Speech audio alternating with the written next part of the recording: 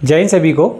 आज की वीडियो में हम बात करने वाले हैं। देखिए बीएसएफ हेड कांस्टेबल मिनिस्ट्रियल में हिंदी के भी मॉक टेस्ट लगा दिए गए हैं आपके, और आज सुबह भी मॉक टेस्ट हुआ था, कल भी मैंने एक मॉक टेस्ट लिया था आपका। कंप्यूटर का मॉक टेस्ट ये है, पहला मॉक टेस्ट मान के चलिए कि यहाँ से आपकी सीरीज स्टार्ट कर रहे हैं और डेली आपको हिंदी और कंप्यूटर दोनों के मॉक टेस्ट मिलेंगे। रेस्पॉन्स अच्छा आया तो क्लियरिकल एप्टीट्यूड और दूसरा जो रिमेनिंग सब्जेक्ट रह गए उनके भी मॉक टेस्ट आपको बैक टू बैक देखने को मिलेंगे। तो इस वीडियो में आपको एज इट इज जैसे आपको चाहते हैं कि आपके मॉक टेस्ट रहें वैसे ही आप प्रयास किया गया है कि आपके वैसे ही मॉक टेस्ट रहेंगे। ये पहला मॉक टेस्ट है आपका, ये गलत टाइप कर दिया गया है, तो वैसे ही एज इट इज रहेंगे। अपने आप को एनालाइज कर लीजिएगा क्योंकि आपको पता है कि एग्जाम अभी 1 से 1.5 महीना आपका डिले हो गया है। तो देख लीजिएगा कि आपका किस तरह से सिलेक्शन आप इस बार जिद है आपकी। तो देखिए पहला क्वेश्चन आपके सामने आ गया है और मुझे लगता है कि ये सारे के सारे क्वेश्चन आपके लिए इंपॉर्टेंट होने वाले हैं। पहला क्वेश्चन क्या है, MS वर्ड 365 में Ctrl+E किसका कीवर्ड शॉर्टकट है? मतलब Ctrl+E से क्या होता है ये बताना है कि Ctrl+E से क्या होता है।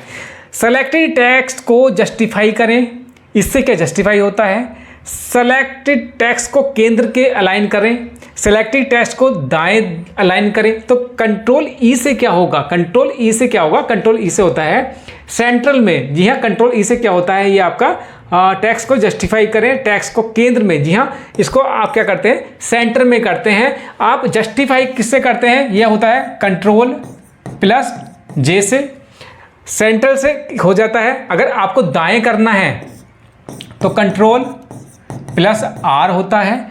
अगर आपको स्टार्ट मेन्यू ऑप्शन डिस्प्ले करना ये भी नहीं होता, तो ये कुछ ऑप्शन होते हैं आपके। आगे इसमें Ctrl+Y का उपयोग क्या करता है, ये री अंडू के लिए कुछ शॉर्टकट की हैं वो देख लीजिएगा। ये Ctrl+Y क्या करता है, ये अंडू का काम करता है। जैसे आपने कुछ लिख दिया है, आपने रीतू लिख दिया है, उसके बाद जब आप इसको मिटाना चाहते हैं तो Ctrl+Z करेंगे तो अंडू हो जाएगा। इसको री अंडू दोबारा लाने के लिए Ctrl+Y का यूज करते हैं। उसके बाद आप Ctrl+E से क्या करते हैं, Ctrl+E से करते हैं सेंट्रल अलाइनमेंट, सेंट्रल अलाइनमेंट करते हैं आपको Ctrl+E से। उसके बाद आगे क्या है, देखिए चयनित सामग्री को क्लिपबोर्ड में Ctrl+X होता है कट के लिए, ठीक है, Ctrl+X कट के लिए होता है। उसके बाद Ctrl+C कॉपी के लिए होता है, Ctrl+V आपका पेस्ट के लिए होता है, और कंट्रोल जो ये कॉलम होता है, इससे क्या होता है आपका जो फ़ॉन्ट है, जो टेक्स्ट का फ़ॉन्ट है वो 1 डिग्री जो है आपका बढ़ जाता है। लेकिन कंट्रोल और इससे क्या होता है, इससे आपका घट जाता है। Ctrl+L से क्या होता है, लेफ्ट अलाइनमेंट हो जाता है। जैसे आपने ये लिखा है पंकज, तो ये लेफ्ट में चला जाएगा, ये इस तरफ चला जाएगा। तो इसकी कुछ शॉर्टकट की है, ये इंपॉर्टेंट है, ये बार बार आती है, इसको एक बार पढ़ के जाएंगे। दूसरा क्वेश्चन है, ईमेल के संदर्भ में BC, ईमेल के संदर्भ में BC का पूर्ण रूप क्या है। Blind confidential copy, basic copy case, blind carbon copy, और उसके बाद है ब्लाइंड कॉपी कोड। BC कहाँ पर यूज होता है, BC यूज होता है जैसे आपने कुछ गलती कर दी, आप स्कूल कॉलेज या जॉब करते हैं, आपने गलती कर दी, आपके फादर को इन्फॉर्मेशन देनी है कि भाई आपको मेल करना है लेकिन BC करना है आपके पिताजी को, तो आपको पता नहीं चलेगा कि एक मेल आपके पिताजी को भी दी है। इसका क्या होता है, ब्लाइंड कार्बन कॉपी। तो BC के बारे में बता दूं कि जैसे टू हो गया, फ्रॉम हो गया, कि फ्रॉम हो गया भेजने वाला, टू हो गया किसको करना है, और यहाँ पे अगर आप BCC कर देंगे तो आपको पता नहीं चलेगा कि आपके पिताजी को भी मेल गई हुई है, ठीक है, ये है। उसके बारे में ये सारा जानकारी दिया हुआ है। एक बार इसकी मैं PDF जो है टेलीग्राम पे डाल दूंगा, पंकज फौजी स्टडी ग्रुप, उस पे जाके आप इसको अच्छे से पढ़ लीजिएगा। तो इसमें 2-3 चीज़ें निकल के आ रही थी। BCC जब आप मेल करेंगे तो जिसको मेल करेंगे वो पता नहीं कर पाएगा कि BCC में किसको है, इसकी फुल फॉर्म होती है ब्लाइंड कार्बन कॉपी। उसके बाद एक होता है CC carbon copy. Carbon copy जब आप करते हैं तो उसमें क्या है, जैसे आपको की और मुझे CC कर दिया तो आपको पता होगा कि मेल मेरे को भी गई हुई है, लेकिन मुझे BCC में डाल दिया तो फिर आप नहीं देख पाएंगे कि मेरे को भी मेल गई है। उसके बारे में डिटेल से ये लिखा हुआ है। पहचाने की MS वर्ड 2010 के संदर्भ में निम्नलिखित कथन सत्य या असत्य है। इसमें आपको बताना है कि कौन सा सत्य है कौन सा असत्य है। नया दस्तावेज बनाते समय एक टेम्पलेट का चयन किया जा सकता है। ये किस में चल रहा है, MS वर्ड में चल रहा है कि जब आप नया दस्तावेज खोलेंगे तो वहाँ पे आप नया टेम्पलेट बना सकते हैं। दूसरा है आपका, किसी डॉक्यूमेंट के अंत तक जाने के लिए कीबोर्ड शॉर्टकट की शिफ्ट एंड है। पहला ऑप्शन है, पहला असत्य है, दूसरा भी असत्य है, मतलब ये भी असत्य है, ये भी असत्य है। ऑप्शन नंबर बी है दोनों सत्य हैं। ऑप्शन नंबर सी है कि पहला तो सत्य है दूसरा असत्य है। डी है पहला असत्य है और दूसरा सत्य है। जल्दी बताएंगे कौन सा है। देखिए पेन पेंसिल लेके बैठेंगे, जैसे जैसे क्वेश्चन आ रहा है आप भी अपने हिसाब से देखते रहिएगा और लास्ट में बता के जाइए 20 में से आपके कितने अच्छे रहे। और बिल्कुल एग्जाम ओरिएंटेड क्वेश्चन है ये, इसमें आप अपने आप को एनालाइज कर सकते हैं। तो देखिए इसका जो क्वेश्चन होगा, MS वर्ड में आपने देखा होगा कि आप जितने भी फाइल खोलते हैं तो वहां पे हर बार एक नया टेम्पलेट देखने को मिलता है। तो इसमें क्या है, नया दस्तावेज बनाते समय एक टेम्पलेट का चयन किया जा सकता है। ये तो बिल्कुल सही है, इसमें तो कोई संदेह नहीं है, ये बिल्कुल सही है। किसी डॉक्यूमेंट के अंत तक जाने के लिए शॉर्टकट की कंट्रोल एंड होती है। यहाँ पे क्या होता है, ये आपका शिफ्ट जो है शिफ्ट प्लस एंड नहीं होता, ये आपका क्या होता है कंट्रोल प्लस एंड होता है। ये एक लाइन है, लाइन के लास्ट में जाना है तब हम शिफ्ट प्लस एंड यूज करते हैं, यहाँ पे कंट्रोल। तो ये वाला जो है ये गलत हो जाएगा। तो ऑप्शन नंबर सी आपका सही हो जाएगा कि हाँ दस्तावेज टेम्पलेट तो आपको बार बार मिल जाते हैं, लेकिन डॉक्यूमेंट के अंत में पहुंचने के लिए कंट्रोल क्या होता है, कंट्रोल और एंड का प्रयोग करते हैं, ना कि शिफ्ट और एंड का। इसके बारे में ये बहुत सारी चीजें लिखी हुई हैं, इसको एक बार पढ़ लीजिएगा, अच्छे से आपको समझ आ जाएगा। अगले क्वेश्चन पर चलते हैं। इंटरनेट कुकीज के बारे में निम्नलिखित में से कौन सा कथन सत्य है? आपको बताना है कौन सा कथन सत्य है, उसके बारे में आपको बताना है। ऑप्शन पहला है आपका, ये स्पाईवेयर का रूप है। जो कुकीज के बारे में बात चल रही है, जो कुकीज है ये क्या स्पाईवेयर होता है। ऑप्शन नंबर बी है, इनका उपयोग केवल विज्ञापन में किया जाता है। ऑप्शन नंबर सी है, इनका उपयोग ब्राउजर उपयोग को ट्रैक करने के लिए किया जाता है। ऑप्शन नंबर डी, ये वायरस की तरह ही कार्य करते हैं। तो कुकीज की क्या होता है, कुकीज ऐसा होता है जब आप साइट पर जाते हैं तो आपकी छोटी छोटी चीज़ें जो है संग्रहित कर ली जाती हैं कि दोबारा वहां पर आप आएँ तो आपको टाइम वेस्ट ना करें, वो जो जानकारी आपने पहले दी है वो एज इट इज वो सेव हो जाती है और दोबारा फिलअप करने की ज़रूरत नहीं होती है।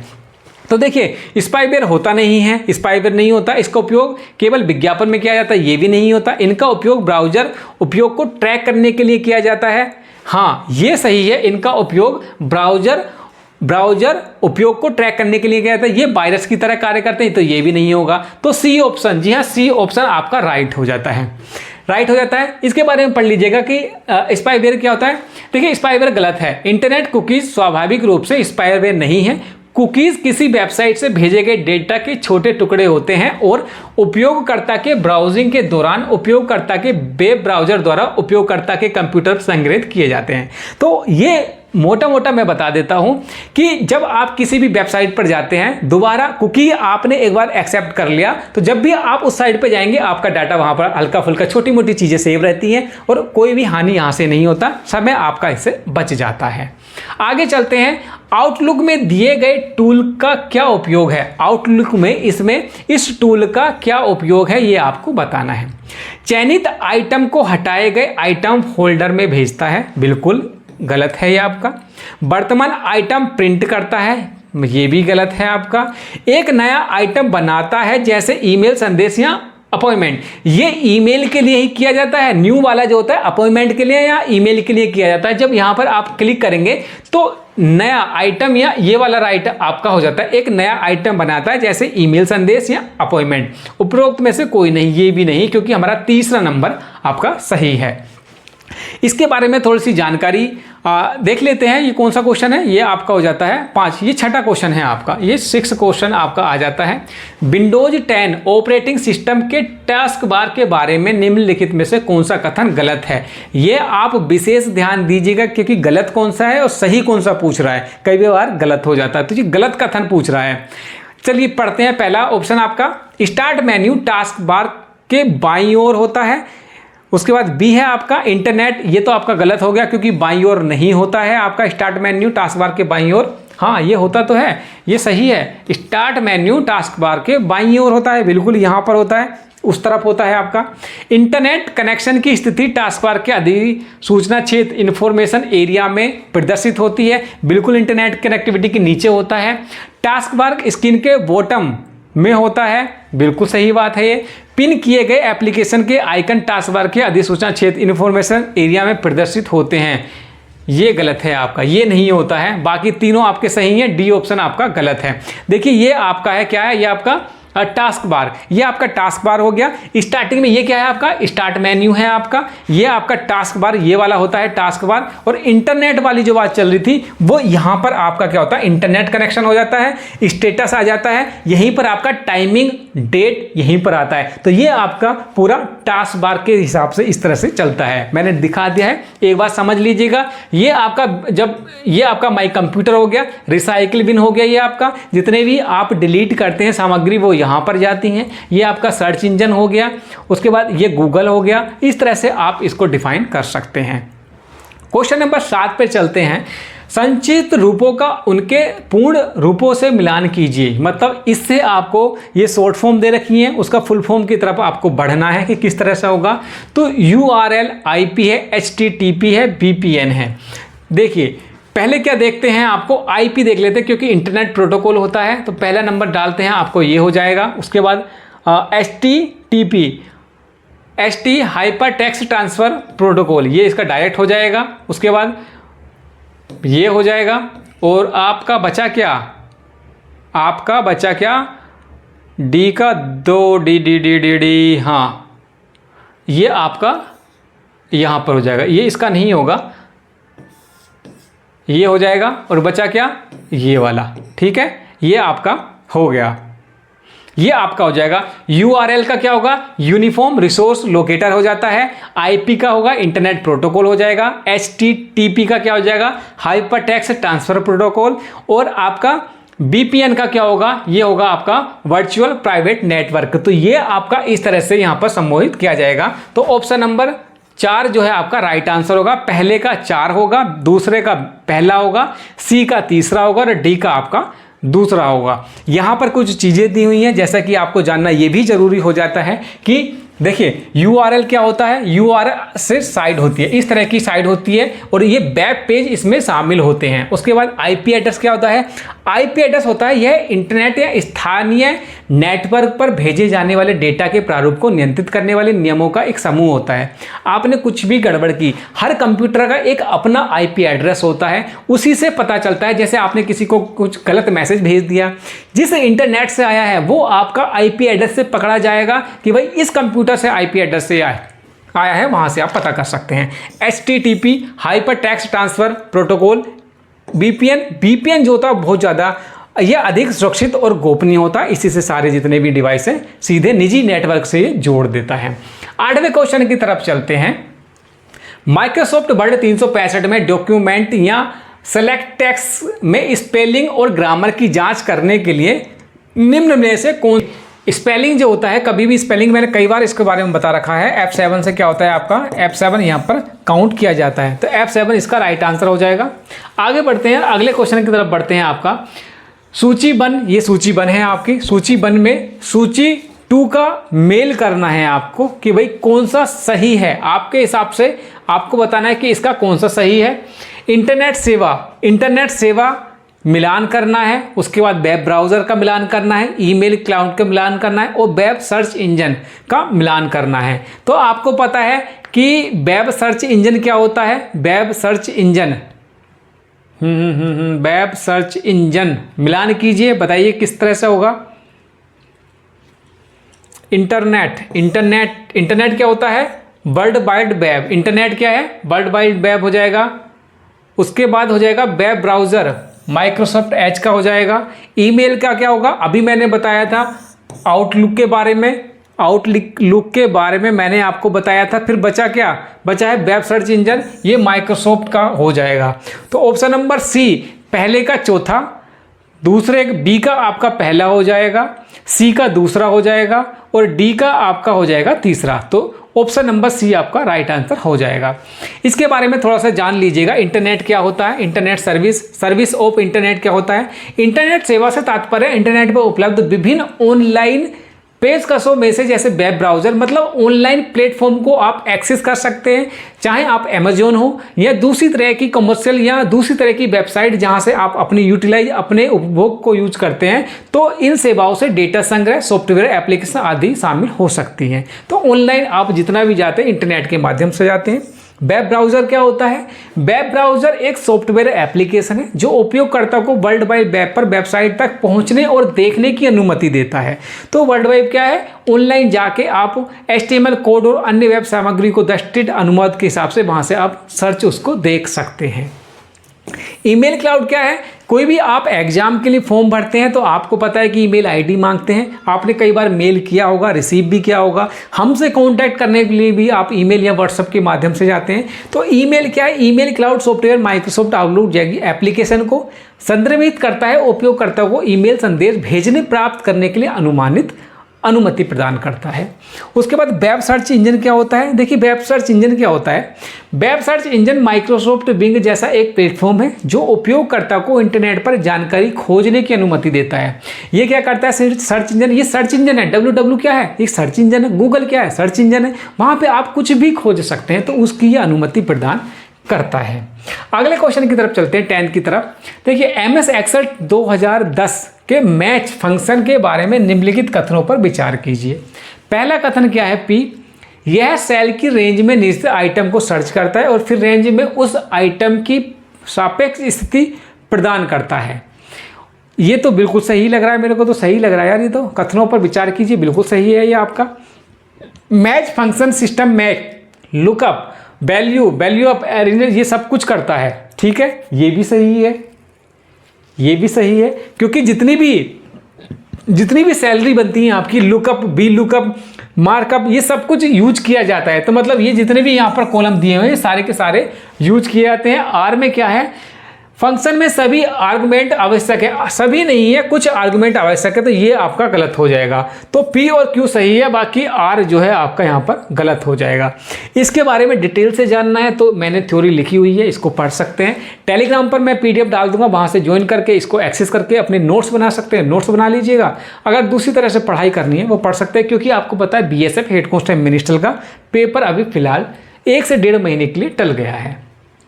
MS वर्ड 2010 में क्विक एक्सेस टूलबार के बारे में निम्नलिखित में से कौन सा कथन गलत है? इस पर विशेष ध्यान दीजिएगा कि गलत पूछ रहा है या सही पूछ रहा है, इसको आप बारीकी से देखिएगा। तो टूलबार के बारे में क्या गलत है? क्विक एक्सेस टूलबार में डिफॉल्ट रूप से save, undo, read undo button होते हैं। यहाँ पर क्विक एक्सेस टूलबार में डिफॉल्ट रूप से कट, अंडू, रीड अंडू, मतलब यहाँ पर सेव दिया हुआ है, यहाँ पर कट दिया हुआ है, बाकी एज इट है। ठीक है, आप क्विक एक्सेस टूलबार पर और बटन लगा सकते हैं। तो देखिए ये सही है, क्योंकि सेव, अंडू, रीड अंडू होता है वहाँ पर। ये कट नहीं होता है, क्योंकि सेव होता है तो कट नहीं होता, ऊपर वाला होता है। आप एडजस्ट कर सकते हैं, इसमें और भी टूलबार में बटन लगा सकते हैं अपने हिसाब से। रिबन के नीचे दिखाने के लिए क्विक एक्सेस टूलबार पर कोई विकल्प नहीं होता, ये तो गलत ही है। तो आपके जो गलत हुए कौन कौन से हुए? Q और R, Q और S ठीक है, P और R आपका सही होगा। तो ऑप्शन नंबर B, क्योंकि गलत पूछ रहा है, गलत आपका ये है। ये है आपका क्विक एक्सेस टूलबार। यहाँ पर आपका सेव, अंडू और रीड अंडू ये सब कुछ दिया हुआ है, यहाँ से आप इसको देख सकते हैं और ये सब अपने हिसाब से एडजस्ट कर सकते हैं। जब आप वर्ड फाइल को PDF में लेके जाते हैं तो इस कमांड का यूज किया जाता है। 12वें क्वेश्चन की तरफ चलते हैं। निम्नलिखित में से MS एक्सेल के कौन से सूत्र एक दूसरे के समतुल्य है? मतलब ये 4 सूत्र दे रखे हैं, ये 4 सूत्र हैं, क्या ये सारे के सारे एक जैसे हैं? या तो आप कैसे करो, 2 + 2 4, 3 + 1 4, 1 + 3 4। मतलब क्या है, कुछ भी कर हमें 4 ही मिल रहा है। तो मतलब ये सारे फॉर्मूला एक जैसे हैं कि कुछ भी डालेंगे वही फॉर्मूला आएगा। तो एक बार देख लीजिएगा कि किस तरह से हैं। A = A3, A4, A5, A6, इनको सबको इस तरह से लिखेंगे तो A3 से लेकर A6 सबका जोड़ आ जाएगा। ठीक है, ये सबका जोड़ आ जाएंगे, जोड़ देंगे। उसके बाद सम A3 सेमीकोलन A6, ये भी सही है, इनसे भी यहाँ तक का सारा जोड़ आ जाएगा। उसके बाद सम, ये जो आएगा देखिए ये गलत है, ये नहीं, इससे नहीं होगा। यहाँ से क्या होगा, ओनली A3 + A6 यही जोड़ पाओगे, बाकी यहाँ से जोड़ नहीं सकते। तो ये गलत है आपका। ऑप्शन नंबर C आपका, ये C ऑप्शन गलत है। समतुल्य हैं, निम्नलिखित में से एक दूसरे के समतुल्य हैं, तो C नहीं है, बाकी हैं। तो देखिए C इसमें भी है, A B C बाकी तो सब ठीक है। तो B ऑप्शन आपका राइट आंसर हो जाएगा। ठीक है, राइट आंसर हो जाएगा। ये भी सही है आपका, ये भी सही है। ये आपके डेफिनेशन है। 13वें क्वेश्चन की तरफ चलते हैं। MS वर्ड 2010 के पैराग्राफ की लाइन स्पेसिंग के संबंध में निम्नलिखित कथनों पर विचार कीजिए। स्पेसिंग के बारे में बोल रहा है। जैसे क्या है, जब आप वर्ड में जाएंगे तो टूल बार खोलेंगे तो वहाँ पे स्पेसिंग का 1.0, 1.115, 1.15 और ये डॉट डॉट करके आता है। मतलब दो लाइनों के बीच में कितनी स्पेसिंग हो उसके बारे में पूछ रहा है कि क्या करना चाहिए। पहला कथन है, लाइन स्पेसिंग एक पैराग्राफ में टेक्स्ट की लाइन के बीच में वर्टिकल स्पेस की मात्रा निर्धारित करती है। बिल्कुल सही है, वर्टिकल स्पेस की मात्रा निर्धारित करता है। लाइन स्पेस एक पैराग्राफ में टेक्स्ट की लाइन के बीच में डायगोनल स्पेस, ये डायगोनल नहीं होता, वर्टिकल होता है। ये गलत है आपका, ठीक है। तो ऑप्शन नंबर ये पी सही है आपका। यहाँ पर पी दो ही तो हैं, पी और क्यू, तो पी ही आपका सही हो जाएगा। निम्नलिखित तो कथनों पर विचार कीजिए, ये आपका सही है। पी क्यू, हाँ ठीक है। ये आपका डेफिनेशन हो गया और ये आपका हो गया। जैसे मैंने बताया कि पहला हो गया, यहाँ पर जब आप जाएंगे तो ये दो लाइनें हैं, ये दो लाइनें, इनके बीच में कितना आप स्पेसिंग रखते हैं, 1.15। जो ऑफिशियली मैटर भी होता है तो 1.15 इतना ही रखते हैं, 1.15, ठीक है। आगे देखते हैं। 14वें क्वेश्चन की तरफ चलते हैं। MS एक्सेल 365 में निम्नलिखित में से कौन सा सही विकल्प है? सही विकल्प है यदि कॉलम A और रो 10 के सेल में मान को किस फंक्शन या फार्मूले से दर्शाया जाता है। देखिए एक्सेल में क्या होती है, इस तरह से एक सीट होती है, ये सीट हो गई, ये आपकी सीट होती है। यहाँ पर A B C D, यहाँ पर 1 2 3 4 इस तरह से चलता है। ये सेल हो गया और ये पूरा का पूरा वर्कशीट या वर्कबुक हो जाता है एक्सेल में। अब ये इस वाले कॉलम को, ये इस वाले सेल को क्या बोलेंगे, A1, इसको क्या बोलेंगे B1, इसको क्या बोलेंगे AC, मतलब इस तरह से चलता है। तो यहाँ पर क्या चलेंगे A10, अगर A10 है, A है और 10 है तो A10, और यहाँ पर देखेंगे इस वाले सेल को क्या बोलेंगे A2, तो A का A2, इसको B2, इसको C2, क्योंकि इसका इससे संबंध होता है। तो A10 इसका राइट आंसर हो जाएगा। 15वें नंबर पर चलते हैं। ऑपरेटिंग विंडो 10 ऑपरेटिंग सिस्टम में तारीख तथा समय कहाँ स्थित होती है? माई डॉक्यूमेंट्स में। माई डॉक्यूमेंट्स में आप अपने पेपर्स रखते हैं जितने भी होते हैं, तो ये गलत हो जाएगा। टास्क बार, उसके बाद रिसाइकिल बिन। रिसाइकिल बिन में क्या करते हैं, मैंने दिखाया, जितने भी आपके द्वारा डिलीट किए फोल्डर हैं वो रिसाइकिल बिन में जाते हैं। फोल्डर हो, फोटो, जो भी सामग्री डिलीट वाली है वो रिसाइकिल बिन में जाती है। माई कंप्यूटर में नहीं रखते, तो राइट आंसर क्या हो जाएगा आपका? राइट आंसर हो जाएगा टास्क बार। टास्क बार में आप रखते हैं। देख लीजिए टास्क बार क्या होता है। ये आपका टास्क बार होता है। यहाँ पर ये जो नीचे है ये सब टास्क बार का, जो भी खुलता है तो नीचे जो आ जाती है एप्लीकेशन, वो सब टास्क बार में प्रदर्शित करते हैं। एक कंप्यूटर प्रोग्राम जो सोर्स कोड को ऑब्जेक्ट कोड में बदल देता है उसे क्या कहा जाता है? प्रोसेसर नहीं कहा जाता, ये भी नहीं कहा जाता, एडिटर नहीं कहा जाता, तो क्या कहा जाता है? कंपाइलर इसको कहा जाता है। ये कंपाइलर के कुछ चीज़ें हैं। कंपाइलर उच्च स्तरीय क्या है? यह एक उच्च स्तरीय भाषा में लिखा स्रोत कोड अनुवाद करता है। ये सारी डेफिनेशन है, ये मैं टेलीग्राम पे डाल दूंगा, वहां से इसको डाउनलोड करके आप देख सकते हैं। अगले क्वेश्चन पर चलते हैं। ये है आपके आइकन, ये है आपकी सूची, मतलब आइकन के हिसाब से बताना है कि ये A B C D, इसमें 1 2 3 ये किसको दर्शाता है, या इस तरह का अलाइनमेंट है, ये किसको दर्शाता है, ये डॉट डॉट डॉट है, ये किसको दर्शाता है, A इसके नीचे इस तरह से है, ये भरा हुआ है, ये किसको दर्शाता है, ये इसमें आपको बताना है। तो देखिए 1 2 3 ये तो बिना सोचे समझे क्या होगा, संख्या सूची हो गई।